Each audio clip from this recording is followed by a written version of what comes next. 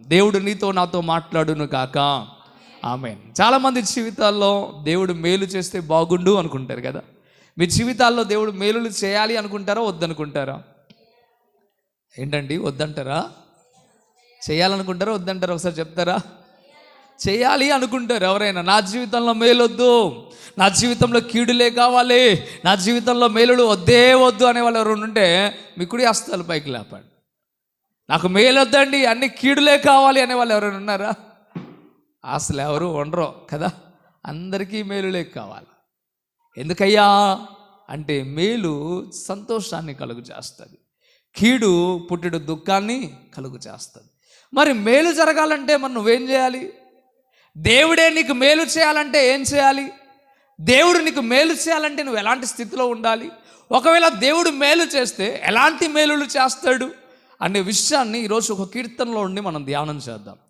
చూడండి, కీర్తన గ్రంథం 31వ కీర్తన, దావీదు రాసిన కీర్తన, భక్తుడైన దావీదు రాసిన కీర్తన, 31వ దావీదు కీర్తన 19వ వచనం దగ్గర నుండి 24వ వచనం వరకు కూడా మనం ధ్యానం చేద్దాం.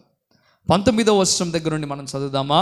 పేజ్ నెంబర్ 466వ పేజీ తీసారా? నీ యందు భయభక్తులు గల వారి నిమిత్తం నీవు దాచి ఉంచిన మేలు ఎంతో గొప్పది. హల్లెలూయా. దేవుడు మేలు చేయాలని ఆశ కలిగి ఉన్నాడు.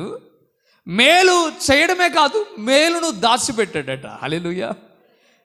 దేవుడు నీకు నాకు మేలులు ఇవ్వడానికి, నీకు నాకు అనే బదులుగా అక్కడ రాస్తా ఉన్న మాట చూడండి, దేవుని యందు భయభక్తులు కలిగి ఎవరైతే ఉంటారో వారి కోసం దాచిపెట్టాడట. హల్లెలూయా.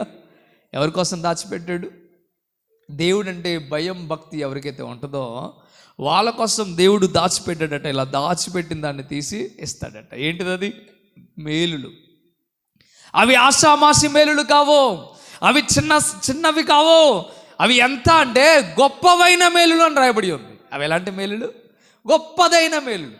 నువ్వు ఊహించలేనంత, నువ్వు అనుకోని రీతిగా జరుగుతుంది చూసావా, ఆ రీతిగా దేవుడు గొప్ప మేలులు నీ కోసం దాచిపెడతాడు. ఎవరికయ్యా అంటే దేవుడు అంటే భయం భక్తి ఉంటే. ఒక మాట నేరుగా అడుగుతున్నా దేవుని పేరట, దేవుడంటే భయం భక్తి నీకుందా? దేవుడంటే భయం భక్తి నీకు ఎప్పుడైతే ఉంటుందో అప్పుడు దేవుడు దాచి ఉంచిన మేలులు నీకు ఇస్తాడు. దేవుడంటే భయం భక్తి నీకు లేకపోతే దేవుడు నీకు మేలులు చేయనే చేయడు. దేవుని నమ్మి, దేవుని విశ్వాసం ఉంచి, దేవుడు చూస్తున్నాడనే భయం, దేవుడు నన్ను ప్రశ్నిస్తాడనే భయం, దేవుడు ఒక రోజు నన్ను లెక్క అడుగుతాడనే భయం మనకుంటే తప్పక మనం భక్తి చేస్తాం. భక్తి చేస్తే దేవుడు అంటున్నాడు, ఎవరైతే భయం కలిగి భక్తి చేస్తారో వారి ఎడల నేను గొప్ప మేలులు దాచి ఉంచాను, అవి నేను వాళ్ళకి ఇస్తాను, వారి పట్ల చేస్తాను అంటున్నాడు దేవుడు. ఒక ప్రశ్న, సంఘంలో ఉన్న వారందరూ ఎందుకు మేలు పొందుకోలేకపోతున్నారయ్యా అంటే అందరూ భయభక్తులు కలిగి లేరు అని అర్థం. కొందరి జీవితాల్లోనే మేలులు ఎందుకు జరుగుతున్నాయ్యా అంటే ఆ కొందరు మాత్రమే దేవుని ఎందుకు భయం భక్తి కలిగి ఉన్నారని అర్థం. కొందరికి మాత్రమే దేవుడు కరుణ, దేవుని జాలి ఎందుకు కలుగుతుందయ్యా అంటే ఇదిగో ఆ కొందరు మాత్రమే దేవుని ఎందుకు భయం భక్తి కలిగి ఉన్నారని అర్థం. ఆ కొందరిలో నువ్వు ఉన్నావా? ఒకసారి ప్రశ్నించుకో. ఆ కొందరిలో నేను ఉన్నానా? ఆ కొందరిలో నేను ఉన్నవాడిని అయితే నేను చాలా చాలా ఏంటి నేను చాలా చెప్పలే అదృష్టవంతులు అంటారా?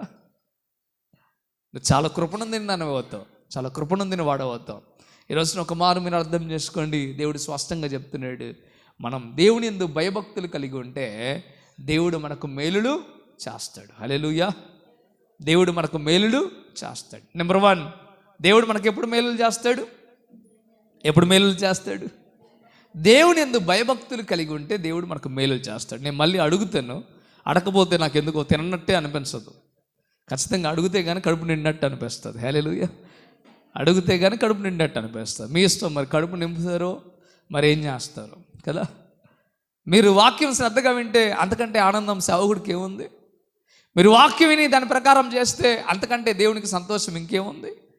అందుకే వాక్యం శ్రద్ధగా వినండి. అందుకే మొట్టమొదటిలోనే ప్రార్థన చేస్తాం, చెవిగలవాడు చెవిగలిగిన వాళ్ళని దయచేయండి ఆయన, వినగలిగిన చెవిని, గ్రహించగలిగిన హృదయం దయచేయండి ప్రభు అని ప్రార్థన చేస్తాం. కానీ ఆ ప్రార్థన కూడా నెరవేర్చుకోవాలనే ఆలోచన కొంతమందికి సంఘంలో ఉన్న వారికి ఉండదు. కానీ ఎప్పుడైతే నువ్వు ఆశ కలిగి ఉంటావో తప్పక దేవుడు నీకు సహాయం చేస్తాడు. నెంబర్ 1, దేవుడు ఏం చేస్తాడు? ఎవరి పట్ల చేస్తాడు గొప్ప మేలులు? భయభక్తులు కలిగి ఉంటే. అవి రెండు భయము ప్లస్ భక్తి. దేవుని దగ్గర భయం భక్తి కలిగి ఉండాలో. ఎప్పుడైతే దేవుని దగ్గర భయం భక్తి కలిగి ఉంటావో అప్పుడు దేవుడు గొప్ప మేలుని పట్ల చేస్తాడు. అదే వచనంలో ఇంకో మాట రాసి ఉంది చూడండి, ఇంకొక రాయబడి ఉంది, నరుల ఎదుట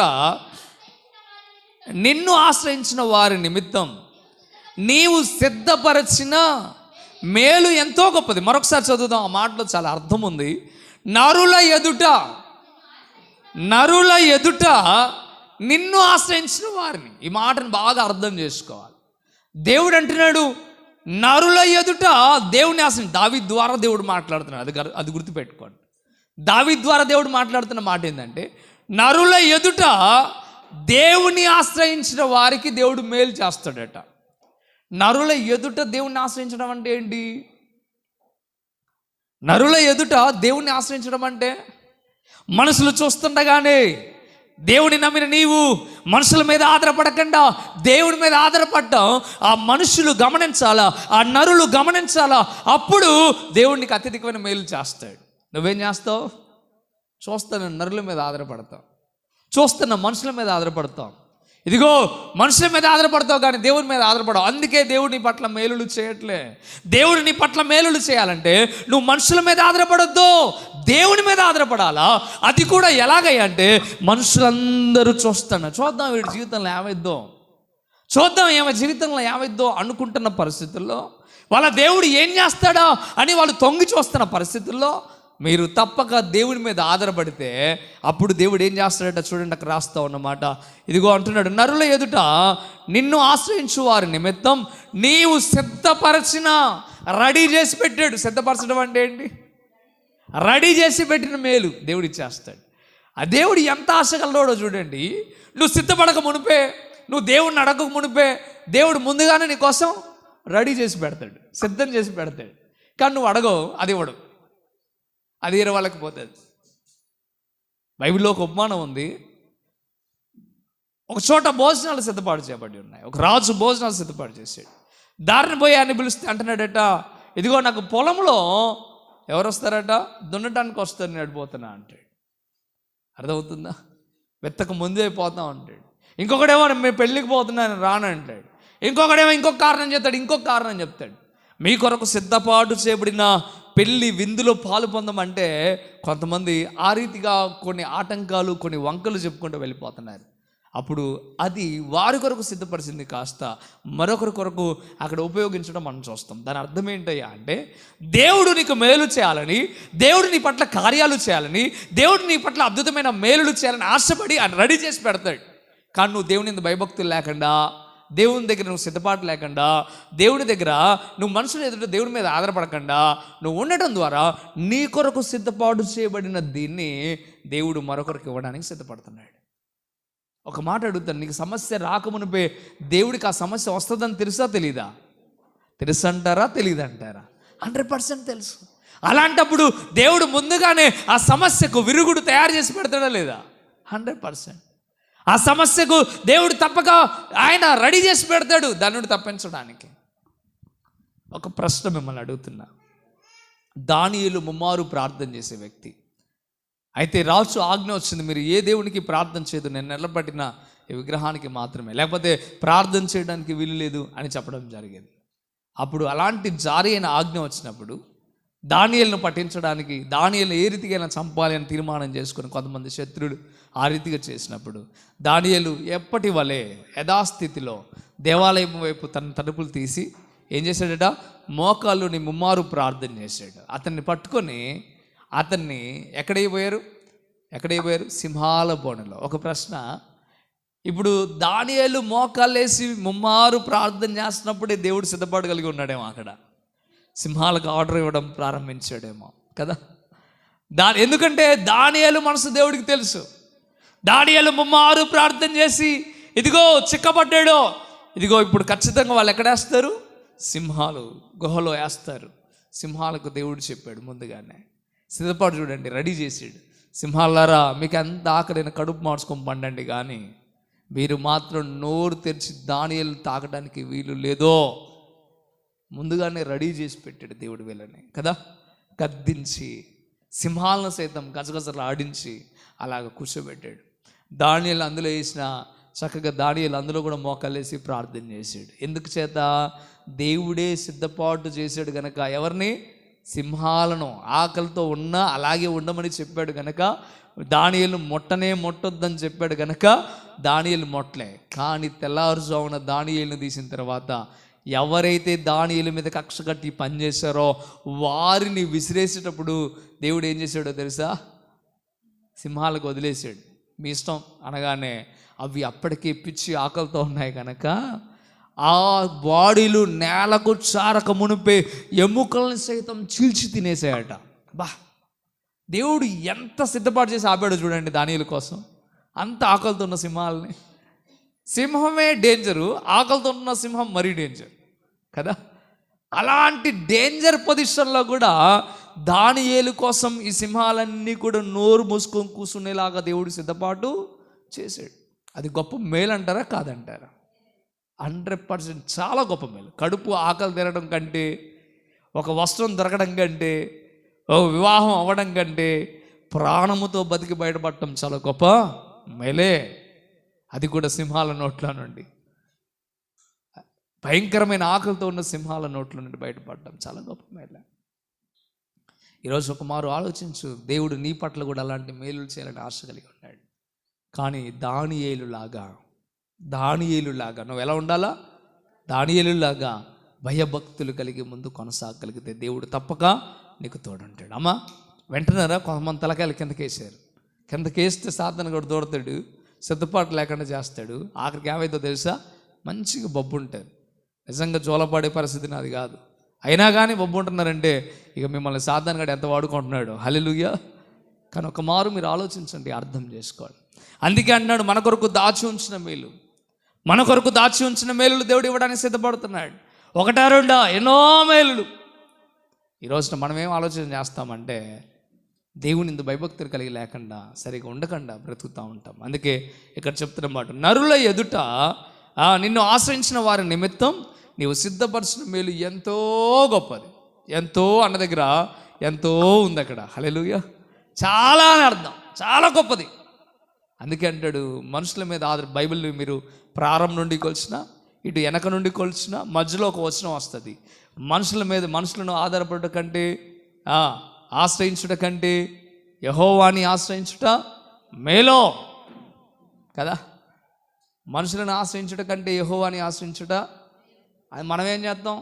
ఆపద రాగానే మనుషుల వైపు ఉరుకుతాం, కష్టం రాగానే మనుషుల వైపు ఉరుకుతాం, నష్టం రాగానే మనుషుల వైపు ఉరుకుతాం, కొంచెం బాధ కలిగానే మనుషుల వైపు ఉరుకుతాం. ఏనాడైనా నీకు బాధ కలిగినప్పుడు మోకాళ్ళుని ప్రార్థన చేసావా? ఏనాడైనా నీ జీవితంలో కష్టం వచ్చినప్పుడు మోకాళ్ళుని ప్రార్థన చేసావా? ఏనాడైనా నీ జీవితంలో కొన్ని బాధల చేత, ఇబ్బందుల చేత నెలకొట్టబడుతున్నప్పుడు మోకాళ్ళు నిన్ను ప్రార్థన చేయగలిగితే అప్పుడు దేవుడు నీకు సహాయము చేస్తాడు, అప్పుడు దేవుడు నీకు మేలు చేస్తాడు. కానీ నువ్వేం చేస్తున్నావు అంటే మనుషుల మీద డిపెండ్ అవ్వదు. అందుకే అంటున్నాడు, యాకోబు రాసిన పత్రికలో మనం చూస్తాం, మీకు శ్రమ సంభవించినా అయితే మీరు ప్రార్థన చేయండి, దేవుణ్ణి ఆశ్రయించండి. ఎప్పుడైతే మీరు దేవుని ఆశ్రయించి కన్నీళ్ళు కారుస్తారో అప్పుడు దేవుని యొక్క మేలును మీరు రుచి చూస్తారో. అన్నాకు బాధ కలిగింది కదా, అన్నాకు బాధ కలిగింది. ఇగో తన యొక్క చెల్లె అంటున్న మాట ఏంటిదో తెలుసా? నీవు గొడ్రాలివే, నీకు పిల్లలు లేరే, నువ్వు గొడ్రాలివే. ఇదిగో నా భర్త యొక్క ఇద్దరు భార్యలు తను కదా అంటే, ఇగో నీ ప్రేమ కంటే నా ప్రేమే ఎక్కువగా ఆయన స్వీకరిస్తాడు. నువ్వు గొడ్రాలివి, నువ్వు దేనికి పనికిరాని దానివి అంటే బయట వాళ్ళు, ఇంట్లో వాళ్ళు అనే మాటలు తట్టుకోలేక ఆమె విలవిల్లాడిపోతూ, ఆమె ఏ మనుషుడి దగ్గర ఆధారపడక డైరెక్ట్గా దేవుని మందిరానికి వచ్చి మోకాళ్ళుని ప్రార్థన చేస్తూ ఉంది. ఎంతగా ప్రార్థన చేస్తూ ఉందంటే ఆమె ఒక తాగొచ్చిందేమో అన్నట్టుగా సోలిగిపోతూ నీరసిస్తూ ప్రార్థన చేస్తుంటే సావుకుడే ఆమెను అర్థం చేసుకోక ఒక మాట అన్నాడు, తాగొచ్చావేంటమ్మా దేవుని మందిరానికి? తాగి రాకూడదని తెలీదా? ఎందుకు తాగొచ్చావు? ఓ తాగుపోద్దానా అని గద్దిస్తే ఆమె అంటుంది, అయ్యా నా ఏలినవాడా, నేను తాగి రాలేదయ్యా, నా బాధ, నా మనోవేదన అలాంటిది, నా ఇబ్బంది అలాంటిది, నా పరిస్థితి అలాంటిదని ఆమె తన బాధను వెళ్ళగక్కితే అప్పుడు దేవుడు తన సేవకుడు ద్వారా అంటున్న మాట, మరుసటి ఏటకల్లా నీకు ఒక మగ శిశువు పుడతాడు, వెళ్ళు సంతోషంతో. హల్లెలూయా. దేవుని మందిరానికి వచ్చింది, దేవుడు ఒక మగ శిశువుని ఇచ్చాడు. గొడ్రాలు అనే పేరుని ఆమె పోగొట్టుకుంది, మేలు పొందింది. ఈ రోజున మన పరిస్థితి ఏంటి? కన్నీళ్ళు విడిచి ప్రార్థన చేసి దేవుని మేలు పొందుతున్నావా? మనుషుల మీద ఆధారపడుతున్నావా? మనుషుల మీద ఆధారపడినంత కాలం అవమానమే వస్తుంది, కానీ నిందలే వస్తాయి, కానీ ఇబ్బందులే వస్తాయి. కానీ దేవుడి మీద డిపెండ్ అయి బ్రతుకు. దేవుడు తప్పక నీ పట్ల దాచి ఉంచిన మేలు దేవుడు తప్పక నీకు ఇస్తాడు. 100% ఇస్తాడు. దాంట్లో ఏ డౌట్ లేదు. దేవుడి కోసం రెడీ చేశాడు ఆయన. పరలోక రాజ్యం పోకముందే మన కోసం ఏం చేస్తున్నాడు దేవుడు? నేను వెళ్ళుట మంచిది, నేను వెళ్తేనే కానీ నేను వెళ్ళుట మంచిది, నేను వెళ్తేనే కానీ ఆదరణకర్త రాడు అని చెప్పాడు. అక్కడ పరలోక రాజ్యంలో మీకు నివాస స్థలాలు ఉన్నాయో లేవో నేను చూస్తాను, సిద్ధపరిచి లేకపోతే నేను సిద్ధపాటు చేస్తానని యేసు ప్రభు వారు వెళ్ళారు. అంటే ముందు ముందుగానే అక్కడ రాకెందుకండి? సృష్టిని ముందు తయారు చేశాడా? నిన్ను ముందు తయారు చేశాడా? ఎవరిని ముందు తయారు చేశాడు? సృష్టినే ముందు తయారు చేశాడు. దేవుడు ఏం కోరుకుంటాడో తెలుసా? నీ అవసరానికి ముందు అన్ని ఇచ్చిన తర్వాత నిన్ను పెడతాడు అక్కడ. నువ్వు అనుకుంటున్నావు నా పరిస్థితులన్నీ ఎందుకు తారుమారు ఏం లేవురా నాయన, నువ్వు భయభక్తులు లేకపోవడం వల్ల నీ కళ్ళు బైర్లు గమ్మి తారుమారు కనబడుతున్నాయి. ఎంత మించిది అని ఏ పర్సన్ దేవుడు తారుమారు చేసి నిన్ను పుట్టించలే. ఈ స్థలంలో, ఈ ఊర్లో, ఈ ప్రదేశంలో, లేదా ఈ ఉద్యోగంలో, లేకపోతే ఈ ఇంటిలో నిన్ను ఎందుకు పెట్టాడంటే అదంతా నిన్ను సిద్ధపాటు చేశాక నిన్ను అక్కడ పెట్టాడు. నువ్వు అనుకుంటున్నావు ఎందుకో ఈ కుటుంబంలో పడ్డా నేను, ఎందుకో ఈ ఊర్లో పడ్డా నేను, ఎందుకో ఈ ఉద్యోగంలో పడ్డాను నేను, ఎందుకో నా పరిస్థితి అయిపోయింది. నో. దేవుడు ఎప్పుడు అది చెప్పట్లే. దేవుడు ఏర్పాటు చేసి ఆ స్థలాన్ని ఎంపిక చేసి నిన్ను అక్కడ పెట్టాడు. నువ్వు అక్కడ దేవుని యందు భయభక్తులు కలిగి ఉంటే అన్నీ నీకు అనుకూలంగా ఉంటాయి. ఒకవేళ దేవుని యందు భయభక్తులు లేకుండా, దేవుని ప్రేమించకుండా ఉంటే ఆ పరిస్థితులన్నీ తారుమారైపోతాయి. హల్లెలూయా. 100%. యోనా ఉన్న చోటల్లో ఏం కలిగింది? సంతోషం కలిగిందా? దేవునికి భయపడి దేవుని మాటిని ఎలమన చోటుకి వెళ్ళకుండా పారిపోతుంటే పారిపోయే ప్రతి చోట అవమానమే జరిగింది ఆయనకి. అర్థమవుతుందా మీకు? చచ్చినట్టు మళ్ళీ దేవుడు ఎక్కడ బొమ్మన్నాడో అక్కడికి పోవాల్సిన పరిస్థితి వచ్చింది. ఎందుకు ఈ మాట మీకు చెప్తున్నా అంటే, మీరు ఉన్న చోట దేవుడు ఆ పరిస్థితులను అన్నిటిని నీకు అనుగుణంగా పెట్టాడు. కానీ నువ్వు దేవునికి లోపడకపోవడం వల్ల నీ స్థితులన్నీ ఆ రీతిగా మార్చబడ్డాయి. ఒకసారి ఆలోచించు, ఒకసారి అర్థం చేసుకో. నువ్వు అనుకుంటున్నావు ఎందుకు లేదు. దేవుడు నిన్ను ఎంతో మంచి స్థానంలో దేవుడు నిన్ను పెట్టాడు. కానీ నీ బుద్ధిని బట్టి, నీ భక్తిహీనతను బట్టి, నీ అవిశ్వాసాన్ని బట్టి ఆ పరిస్థితులన్నీ మార్చేసావు. తప్పైన కుమారుడు ఇక్కడున్నప్పుడు సంతోషంగా ఉన్నాడు, అక్కడికి వెళ్ళాక కూడా దేవుని యందు భయభక్తులు కలిగి ఉంటే బాగుండు. కానీ ఏం చేశాడు? అక్కడికి వెళ్ళాక వీడు అక్కడ పోవడం ద్వారా వీడి ద్వారా ఆ ప్రాంతం అంతా కరువు వచ్చేసింది. ఎందుకు వచ్చేసింది? వెళ్ళింది ఈడే, వెళ్ళినందుకు ఆ ప్రాంతం అంతా ఏమైంది? కరువు వచ్చేస్తుంది. నువ్వు ఎక్కడ మాట వినకపోతే అక్కడ ఆ పరిస్థితులన్నీ దేవుడు ఏం చేస్తాడంటే అవి తారుమారయ్యేలాగా చేస్తాడు. ఎందుకంటే నువ్వు దేవునికి లోబడటం కోసం. ఒకసారి అర్థం చేసుకో. నెంబర్ 1, దేవునికి భయభక్తులు కలిగి ఉండాలి. రెండోదిగా మనం చూస్తే, నిన్ను ఆశ్రయించు వారి నిమిత్తం. నరులు ఎదుట మనం ఏం చేయాలి? రెండోదిగా దేవుని ఆశ్రయించాలి. ఆశ్రయించడం అంటే తెలుసు కదా, కోడి తన పిల్లలు ఎలాగైతే పైన గద్ద ఉరుక్కొచ్చి కోడి పిల్లను పట్టబోతుంటే వెంటనే అది పరిగెత్తి ఏం చేస్తుంది? తన తల్లి రెక్కల చాటుకు పరిగెత్తినట్టు. అంటే తల్లిని ఆశ్రయించింది కదా ఆ కోడి పిల్ల, బతికింది. లేకపోతే చచ్చిపోతుంది, ఏ డౌట్ లేదు. ఖచ్చితంగా చచ్చిపోవడమే. నువ్వు కూడా దేవుణ్ణి ఆశ్రయించకపోతే నీ పరిస్థితి ఏంటి? అంతే. పరవాసిని నే జగమున ప్రభువా అనుకుంటా పెట్టేత్తుడే, ఏరేదేం లేదు. ఒకసారి 2 సార్లు 3 సార్లు తప్పించుకుంటావు. ఎన్నిసార్లు తప్పించుకుంటావు నాకు అర్థం కాక. ఎన్నిసార్లు తప్పించుకుంటామండి? 3 సార్లు తప్పించుకుంటామేమో, 10 సార్లు తప్పించుకుంటామేమో, 11వ బలి కావా? దేవుణ్ణి ఆశ్రయించటం మంచిది, దేవునికి లోబడుట మంచిది. నువ్వు నన్ను ఏం చేస్తావులే, మా అమ్మ దూరం ఉంది, నేను పోలేనులే అనుకొని ఇట్లనే చూసింది అనుకో, ఏమవుతుంది? గద్ద గురించి తెలుసా మీకు? మామూలుది కాదు గద్ద. కనీసం కొన్ని కిలోమీటర్ల దూరంలోనే తన ఆహారాన్ని పసికట్టగలిగిన సామర్థ్యం గలది. అది వేటాడటంలో నెంబర్ 1 అది. అందుకే దాన్ని పక్షిరాజు అన్నారు. అది పంజా వేసిందంటే మనకు మామూలుగా ఉండదు. అప్పటిదా దీనికేం తెలుసు? దాని తల్లికి తెలుసు, అది అట్లాంటిదని. కానీ దీనికి ఏం తెలుసు? ఏం తెలియదు. రా చూసుకుందాం అన్నదనుకో, ఏమవుతుంది? పంజాకు బలి కావాల్సిందే. జాగ్రత్త. నువ్వు కూడా కొన్నిసార్లు ఇలాగే చేస్తావు, నేను చేయగలనులే, నా వల్ల అవుతుందిలే, నేను ఖచ్చితంగా గెలవగలను, నేను ఖచ్చితంగా ఇది చేయగలను, దేవుని సహాయం చేయవు, మళ్ళీ ప్రార్థన చేయవు, మోకాళ్ళు వేయవు, ఇది చేయవు, ఆపదలో కూడా దేవుని కన్నీళ్ళు విడిచి ప్రార్థన చేయవు, ఏది చేయవు. నేను చేయగలను, నేను తట్టుకోగలను, సాతాను నుండి ఇది కాగలను, అది కాగలను, ఇది కాగలను, ఏది కాగలను, పతనమైపోతావు. అంత మించేది ఏం లేదు, ఖచ్చితంగా పతనం అవుతావు. కోడిపిల్ల ఎట్లయితే కోడి దగ్గర నుండి బయటికి పోయి తొడగొట్టినట్టు ఉంటుంది ఇక నీ పరిస్థితి కూడా. ఈరోజు ఆలోచించు, అర్థం చేసుకో. దేవుని ఆశ్రయిస్తే అది ఎంతో మేలట, కొంచెం మేలు కాదు, ఎంతో మేలు. అక్కడ రాసి ఉన్నమాట, ఆ పదాలు చూస్తే ఎంత ఆనందం వేస్తుందో నాకైతే. ఎంతో మేలు అంటే కొంచెమా? మనం అనుకుంటాం దేవుని తిరుపతి ఇదొక్క మేలు జరిగితే చాలు, ఇదొక్క మేలు జరిగితే చాలు, ఇది ఒక్కటి చాలు. వరు పిచ్చోడా, నువ్వు ఒక్కడనుకుంటున్నావు. దేవుడు ఏమన్నాడు తెలుసా? ఎంతో మేలు అంటున్నాడు ఆయన. చాలా గొప్ప మేలు చేస్తాడు ఆయన, నువ్వు ఆయనకు లోబడితే.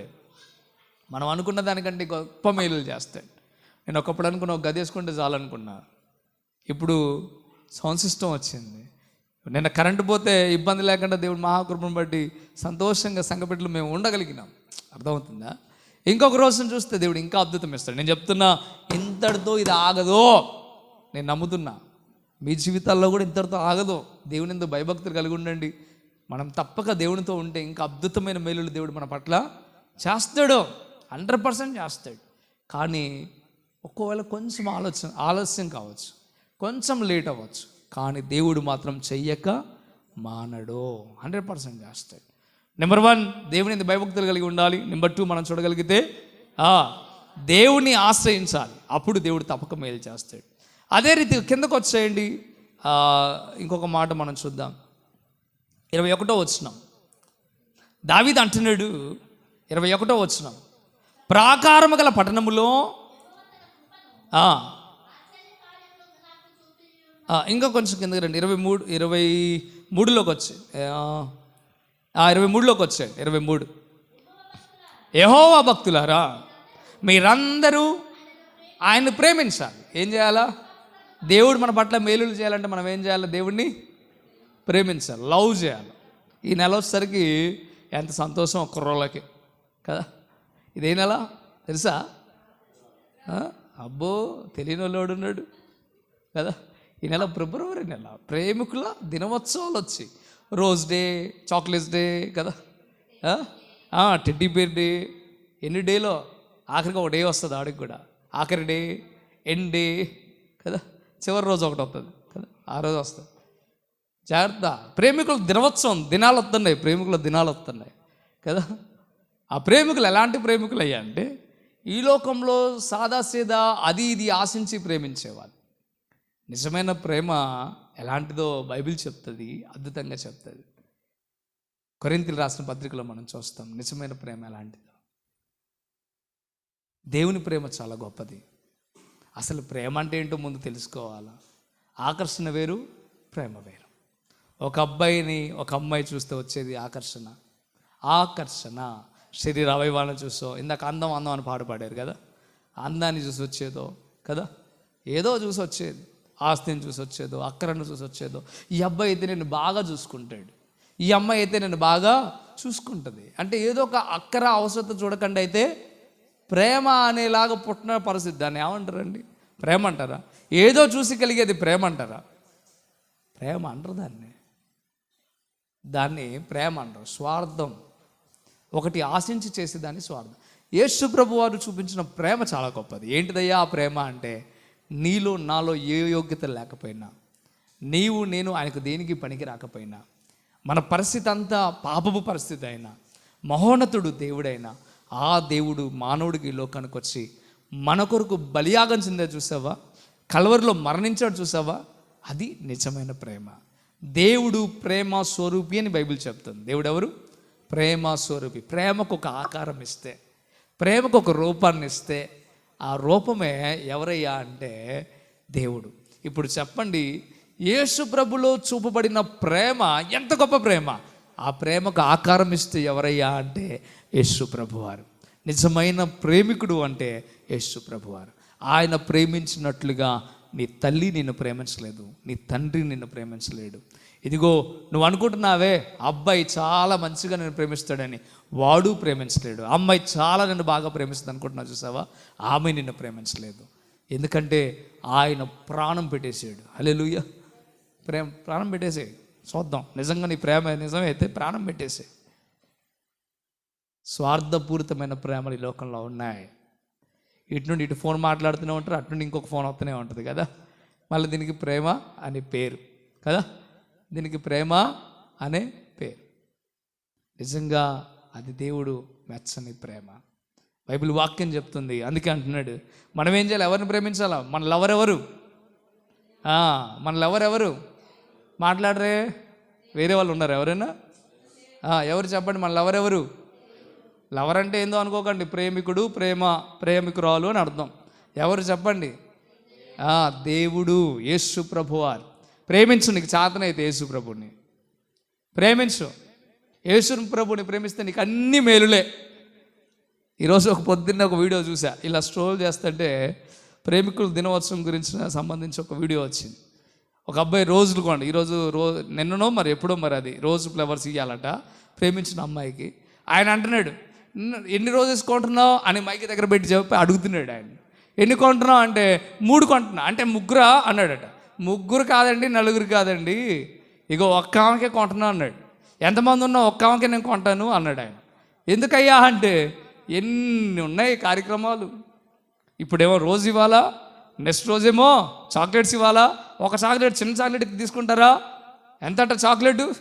400 రూపాయలట, 5,000 రూపాయలట ఒక్కొక్క చాక్లెట్. అవి ఇవ్వాలా. ఆ తర్వాత టెడ్డీ బేర్ కొని ఇవ్వాలా పెద్దది, దానికి ఎంత అవుతుంది? ఎటు కాదన్నా మళ్ళీ ఒక 5,000 అవుతుందా? మళ్ళీ ఆ తర్వాత ఏం చేయాలట? పెళ్ళి అంటారు ప్రేమికుల రోజు, దినోత్సవం రోజు మళ్ళీ ఇంకోటి ఏదో ఒకటి ఇవ్వాలా. ఆమె ఇచ్చే 2 ముద్దలకి ఇవన్నీ ఇవ్వాలా, మాకు 20,000 ఖర్చు అండి అంటున్నాడు ఆయన. అర్థమవుతుందా? అంటే వీడేం ఆశిస్తున్నాడు? ఆమె ఇచ్చే 2 ముద్దులు. ఆమెం ఆశిస్తుంది వీడిచ్చే గిఫ్ట్లు. దీన్ని ప్రేమ అంటారా? ఎవడైనా? అని అంటున్నాడు 2 ముద్దుల కోసం ఇన్ని ఇవ్వాలా. అందుకే నేను అందరికీ వాటిలో 2 పూలు కొనకపోతున్నా అంటున్నాడు. ఆ వీడియో దొరుకుతుంది, మీకు పంపిస్తా. ఎందుకు ఈ మాట మీకు చెప్తున్నాను తెలుసా? దాన్ని ప్రేమ అనరు, దాన్ని వ్యాపారం అంటారు. దాన్ని ప్రేమ అనరు. ఈరోజున ఒక మారు ఆలోచించండి, అర్థం చేసుకోండి. పోతనని ఏడుస్తున్నాడు ఆయన కదా. యేసు ప్రభుని ప్రేమిస్తే నీకన్నీ వచ్చేయే. హల్లెలూయా. యేసు ప్రభుని ప్రేమిస్తే నీకన్నీ వచ్చేయే. అవునంటారా కాదంటారా? యేసుని ప్రేమిస్తే ఎన్నో మేలులు మనకు వస్తాయి. యేసుని ప్రేమిస్తే ఎన్నో మేలు. అందుకే అంటున్నాడు ఆయన, ఏం చేయాలి మనం? యెహోవా భక్తులారా, అమ్మా చర్చిలో కూర్చున్న వారులారా, దేవుని మాటలు వింటున్నారా, దేవుని నమ్ముకున్న వారులారా, మీ ప్రేమికుడు ఎవరై ఉండాలా? దేవుడే ఉండాలా. నువ్వు దేవుడిని ప్రేమించకుండా ఇంకొకరిని ప్రేమించి నేను భక్తురాలని అంటే మాత్రం దేవుడు ఊరుకుంటాడా? చాలామంది అలాగే ఉన్నారు. 2-3 ప్రేమికులు అన్నట్టు. ఇటు దేవుడిని ప్రేమిస్తారట, అటు ఇంకొకరిని ప్రేమిస్తారట, ఇంకొకరిని ప్రేమిస్తారట. యెహోవా భక్తుడవైతే నువ్వు ఎవరిని ప్రేమించాలా? దేవుణ్ణే ప్రేమించు. ఆ తర్వాత దేవుడు చెప్తాడు నీ భర్తని ప్రేమించమని కదా, ఆ తర్వాత నీ భార్యని ప్రేమించమని, నీ తల్లిదండ్రులను ప్రేమించమని దేవుడు చెప్తాడు నీకు 100%. ఆ తర్వాత చేయాల్సిన పనులు ఇవన్నీ. కానీ నీ మొదటి ప్రేమ దేవునికే అంకితం అయిపోవాలి. చాలా జాగ్రత్త. అందుకే మాట చెప్తాడు, మనం ఎవరిని ప్రేమించాలా? దేవుణ్ణి ప్రేమించాలి. దేవుణ్ణి ప్రేమిస్తే మనకి ఎన్నో మేలులు వస్తాయి. ఇప్పుడు చెప్పండి, మేలులు మనకు కలగాలంటే ఏమేం చేయాలి? నెంబర్ 1, దేవుడు అంటే భయం భక్తి కలిగి ఉండాలి. నెంబర్ 2, దేవుణ్ణి ఆశ్రయించాలి. నెంబర్ 3, దేవుణ్ణి మాత్రమే ప్రేమించేవారిగా మనము ఉండాలి. మరి దేవుణ్ణి ప్రేమిస్తే, దేవుడికి భయభక్తులు కలిగి ఉంటే, దేవుణ్ణి ఆశ్రయిస్తే నాకేంటయ్యా లాభం? మేలులు జరుగుతాయి. ఎలాంటి మేలులు జరుగుతాయి చూడండి, అక్కడే రాసి ఉన్న మాట చూద్దామా? చూడండి, ఒక మాట మనం చూద్దాం. 20వ వచనం దగ్గరకు వచ్చేది. మనుషుల కపటోపాయములు వారిని అంటకుండా నీ సన్నిధిని చాటున వారిని దాచి ఉన్నావు. దేవుని యందు భయభక్తులు కలిగి ఉంటే, దేవుణ్ణి ప్రేమిస్తే, దేవుడు ఏం చేస్తాడంటే మనుషుల యొక్క కపటోపాయాలు, కపట ప్లస్ ఉపాయాలు అంటే కపటముగా చేసే ప్లాన్స్, ఉపాయాలంటే ప్లాన్లు వేస్తారు, కపటంగా నిన్ను పడేయాలని, నీ జీవితాన్ని నాశనం చేయాలని ప్రేమ పైకి చూపిస్తూనే వెనక గోతులు దోవే వాళ్ళు చాలామంది మన జీవితాల్లో ఉంటారా ఉంటారు. నీకు పైన చెప్తున్నట్టే ఉంటారు, మంచోడు అనిపిస్తున్నట్టే ఉంటారు, నీకు అది ఇది అనిపిస్తూనే ఉంటారు, కానీ నీ వెనక తోయే గోయి నీ వెనక తవ్వుతూనే ఉంటారు. అలాంటి వారి గుణం నీకు తెలిస్తే నువ్వు జాగ్రత్త పడతావు, కానీ నీకు తెలియదుగా. కానీ దేవుడిని నువ్వు ప్రేమిస్తే, దేవుని ఎందుకు భయభక్తులు కలిగి ఉంటే, దేవుణ్ణి ఆశ్రయిస్తే దేవుడు ఏం చేస్తాడంటే అలాంటి వారి యొక్క వారిని అంటకుండా, వారి దగ్గర నుండి ఉండకుండా ఏం చేస్తాడట, వారిని అంటకుండా నీ సన్నిధి చాటున దాచిపెట్టేస్తాడు. దేవుని సన్నిధిలో నిన్నేం చేస్తాడు, దాచిపెట్టి ఏం చేస్తాడంటే అలాంటి అపాయాల్లో పడకుండా దేవుడు నిన్ను కాపాడతాడు. అలాంటి అపాయాల్లో పడకుండా దేవుడు నిన్ను కాపాడతాడు. ఈరోజున ఒకసారి ఆలోచించు, నీ శత్రువులు నీకు వెనక గొయ్యితవుతున్నా, కపటోపాయం మిత్రుడిగా అనిపించిన వెనక శత్రువు స్వభావం కలిగి ఉన్నా, వాడిని దేవుడు ఏం చేస్తాడయ్యా అంటే వాడి చేతుల్లో నుండి వారి కంట పడకుండా దేవుడు నిన్ను దాచేస్తాడు. ఇది మనకు మేలంటారా కాదంటారా? మేలంటారా కాదంటారా? కపటోపాయాల నుండి దేవుడు, నేను అడుగుతాను, మళ్ళీ అడుగుతాను, నేను ఖచ్చితంగా అడుగుతాను. కపటోపాయాల నుండి దేవుడు ఏం చేస్తాడు, మనల్ని దాచిపెడతాడు, కాచి కాపాడుతాడు. ఇంకో మాట చూద్దామా? నెంబర్ 1 ఇది. రెండోదిగా వాక్కలహము మాన్పి వారిని గుడారములో దాచి ఉన్నావు. వాక్కలహం అంటే వాక్కు ప్లస్ కలహము, మాట. వాక్కు అంటే మాట ద్వారా వచ్చే గొడవలు, వాటన్నిటిలో ఉండి దేవుడు నిన్ను ఏం చేస్తాడట, కాపాడతాడట. ఆ మాట ఈ మాట మాట్లాడుకుంటుంటే వచ్చే గొడవలు వస్తాయి చూస్తారా, అలాంటి వాటన్నిటిలో నుండి దేవుడు నిన్ను కాపాడతాడు. మన గొడవలు వచ్చేదే అదిగా, నువ్వు ఆ మాట అన్నావు, నువ్వు ఈ మాట అన్నావు, నువ్వు ఈ మాట అంటావా, నన్ను అంటావా, అయి గొడవలు వచ్చేదే అది. దేవుడు అలాంటి వాటిలో నుండి నిన్ను ఏం చేస్తాడు, దాచిపెడతాడు. అలాంటివి రాకుండా నిన్ను, మీ ఇంట్లో వస్తున్నాయంటే, మీ ఊర్లో నిన్ను అందరూ అంటున్నారంటే అర్థం ఏంటిదంటే నువ్వు భయభక్తులు కలిగి లేవని అర్థం. అందుకే నీకు అవి వచ్చేస్తున్నాయి. అందుకే జాగ్రత్త, దేవుడు అంటున్నాడు. నెంబర్ 2 వాక్కలహములను మాన్పుతాడు. నెంబర్ 3 21 వచనం మనం చూద్దామా? ప్రాకారము గల పట్టణములో యెహోవా తన కృపను ఆశ్చర్యకరముగా నాకు చూపించుతున్నాడు.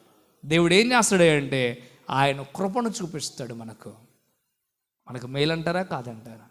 దేవుని కృప కలిగి ఉంటే మేలు. కృప లేనివాడు, దేవుని కృప లేకుండా ఎవరు బ్రతకలేడు. దేవుని కృప చూపిస్తాడు మనకి, దేవుని కృప, ఆయన వాత్సల్యం మనకు చూపిస్తాడు. ఇదిగో ఎక్కడయ్యా అంటే ప్రాకారము గల పట్టణములలో చుట్టూ గోడేసినట్టుగా ఉంటుంది మన పరిస్థితి, ఏది రాకుండా ఆయన కృప చూపిస్తూ ఉంటాడు. ఆయన కృప చూపిస్తూ ఉంటాడు. దేవుని కృప ఎప్పుడు మన కంచెగా ఉంటుంది. యోబు చుట్టూ దేవుడు ఎలాగైతే కంచె వేశాడో ఆయన కృప చేత అలాంటి కంచె దేవుడు మన చుట్టూ వేస్తాడు.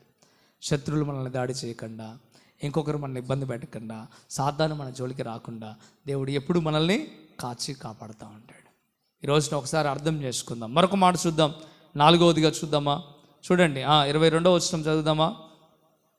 ప్రీతి చెందిన వాడనై నీకు కనపడకుండా నేను నాశనం అయిపోదును అనుకుంటుని, అయినను నీకు నేను మొరపెట్టగా నీవు నా విజ్ఞాపన ధ్వనిని ఆలకించితివి అనుకున్నాడట దావీదు. ఏమనుకున్నాడు? భయం చెందిన వాడే కనపడకుండా దేవునికి నాశనం అయిపోవాలనుకున్నాడట. కానీ దేవునికి మొరపెట్టినప్పుడు దేవుడు తన విజ్ఞాపన ధ్వనిని ఆలకించాడు. అంటే ప్రార్థన ఆలకిస్తాడు దేవుడు. తప్పక ఏం చేస్తాడు? నీ ప్రార్థన, నీ మొరలు ఆలకిస్తాడు. నీ ప్రార్థన విని ఆయన జవాబిస్తాడు. దేవుడు ఆపదలో ఉన్నప్పుడు నీ ప్రార్థన వినకపోతే నీకు అది మేలా నష్టమా? ఆపదలో ఉన్నావు, ఇరుకుల్లో ఉన్నావు, ఇబ్బందుల్లో ఉన్నావు, కేకలేసి దేవునికి ప్రార్థన చేసినప్పుడు ఆయన వింటే అది నీకు మేలు. ఒకవేళ ఆయన వినకపోతే అది నీ కీడుగా మార్చబడుతుంది. ఆయన నీ ప్రార్థన వింటాడు, ఖచ్చితంగా వింటాడు. నువ్వు దేవుని ఎంత భయభక్తులు కలిగి ఉంటే, ఖచ్చితంగా దేవుణ్ణి ఆశ్రయిస్తే, ఖచ్చితంగా దేవుడిని ప్రేమిస్తే తప్పక ఆయన ఏం చేస్తాడు? నీకు చేసే మేలేంటి? నీ ప్రార్థన వింటాడు. కుష్ఠరోగి ప్రార్థన దేవుడు విన్నాడు, పుట్టుగుడ్డువాడి ప్రార్థన దేవుడు విన్నాడు. అందుకే దేవుడు వాళ్ళ పట్ల మేలులు చేశాడు. పేతురు నీళ్ళలో మునిగిపోతున్న సమయంలో ప్రభువా అని కేక వేస్తే దేవుడు తన ప్రార్థన ఆలకించాడు. అందుకే చేయి పట్టి పైకి లేపాడు. ప్రార్థన వినకపోతే ఏమయ్యేది? గుడ్డివాడు గుడ్డివాడిగానే ఉండేవాడు, కుష్ఠరోగిగానే ఉండేవాడు, పేతురు నీళ్ళ మునిగి చచ్చిపోయేటాడు.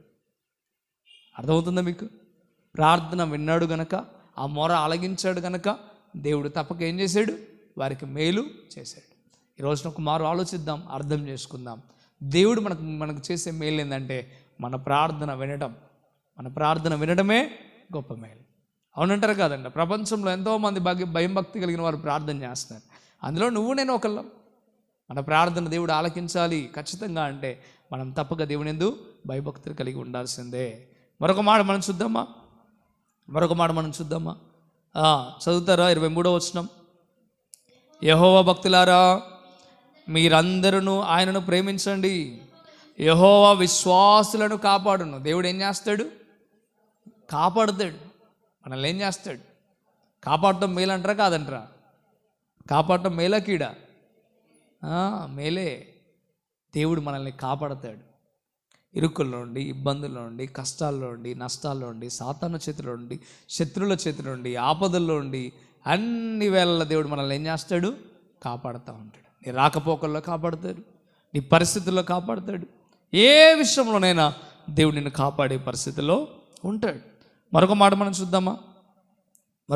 చూద్దామా? ఇది 5వది. తర్వాత గర్వముగా ప్రవర్తించు వారికి ఆయన గొప్ప ప్రతీకారము చేయను. నీ ఎడల ఎవరైతే గర్వంగా ప్రవర్తిస్తున్నారో, గర్వంగా ప్రవర్తించడం తెలుసా? గర్వంగా అహంకారం వేసుకొని నీ మీద పడిపోతూ ఉంటారు కదా, వారందరిని ఏం చేస్తాడట దేవుడు? ప్రవర్తించు వారిని ఆయన గొప్ప ప్రతీకారం చేస్తాడు. నీ బదులు ఎవరు ప్రతీకారం చేస్తాడు? దేవుడే. నువ్వు అనుకుంటున్నావు, నేనేం చేయలేకపోతున్నా, ఎందుకో ఇట్ట పడిపోతున్నాడు నా మీద, ఎందుకో నేను ఇట్ట చేస్తున్నాడు, ఎందుకో ఇట్ట అంటున్నారు. నువ్వేం చేయాల్సిన అవసరం లేదు. దేవుని యందు భయం భక్తి కలిగి నువ్వు ఉంటే దేవుడే ప్రతీకారం చేస్తాడు వాళ్ళ మీద. నువ్వేం చేయలేవు, దేవుడైతే చేసేస్తాడు. 100% చేస్తాడు. అందుకే నేను మీకు చాలాసార్లు చెప్తాను, మీరు మౌనంగా ఉండండి, దేవుడు జోక్యం చేసుకుంటాడు. మనం ఎదురుపడటం కాదు, మనం కాముగానే ఉండాలి. ఎలాంటి కఠినవాడినైనా మనం ప్రేమించి వదిలేయాలి. మన మీద పడిపోతుంటే మనం వదిలేయాలి. అప్పుడు దేవుడు ఏం చేస్తాడో తెలుసా? దేవుడు ప్రతీకారం తీరుస్తాడట. వాడు చేసిన దానికి ఖచ్చితంగా, ఆమె చేసిన దానికి ఖచ్చితంగా ప్రతీకారము తీర్చే దేవుడు ఆయన. అందుకే మనం ఆలోచించాలి. మరొక మాట మనం చూద్దామా? ఆఖరి మాట మనం చూద్దాం. 7వదిగా యెహోవా కొరకు కనిపెట్టుకుని వారులారా,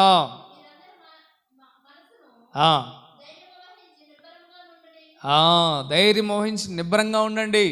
ధైర్యం ఇస్తాడు దేవుడు మనకి. ఖచ్చితంగా ఏం చేస్తాడు? ధైర్యాన్ని కలుగు చేస్తాడు, నిబ్బరాన్ని ఇస్తాడు. ఈ రోజున మన దేవుడు మనకు మేలు చేసే దేవుడు అని మనం ఏం చేయాలా? ధైర్యంగా ఉండడానికి సిద్ధపడాలి. ఈ దినాన ఒక ప్రశ్న మిమ్మల్ని అడుగుతున్నా. దేవుడు మేలులు చేయాలంటే మనం కలిగి ఉండవలసింది ఏంటో మీరు విన్నారు. దేవుడు ఎలాంటి మేలులు చేస్తాడో కూడా మీరు చూశారు. ఈ రోజు నుండి మీరు ఎలా ఉండాలని నిర్ణయించుకుంటున్నారో ఒకసారి అర్థం చేసుకోవాలి. దేవుడు చెప్తున్న వాక్యం ప్రకారం బ్రతకాలని కోరుకుంటున్నారా? అయితే మీరు భయభక్తులు కలిగి ఉండండి, ఆశ్రయించండి దేవుణ్ణి నరుల ఎదుట. అలాగే మనం చూడగలిగితే ఇంకా దేవుణ్ణి ప్రేమించండి, దేవుని కొరకు కనిపెట్టుకోండి. మరొక మాట కూడా రాసుకోండి, ఆఖరిలో ఉంది ఆ మాట 24లో. 4 విషయాలు మీ పట్ల మేలు జరగాలంటే 4 విషయాలు. ఒకటి దేవుని యందు భయభక్తులు కలిగి ఉండాలి.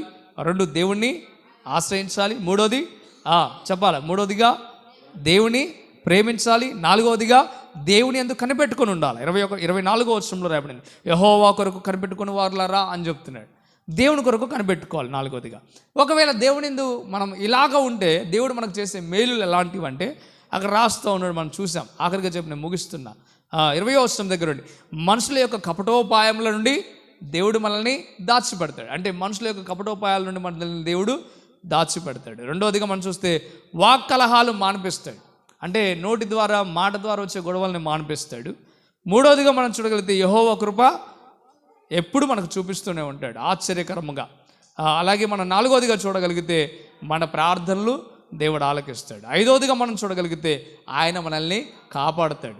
6వదిగా మనం చూడగలిగితే గర్వంగా మన ఎడల ప్రవర్తించే వారిని దేవుడే వారికి ప్రతీకారము చేస్తాడు కదా.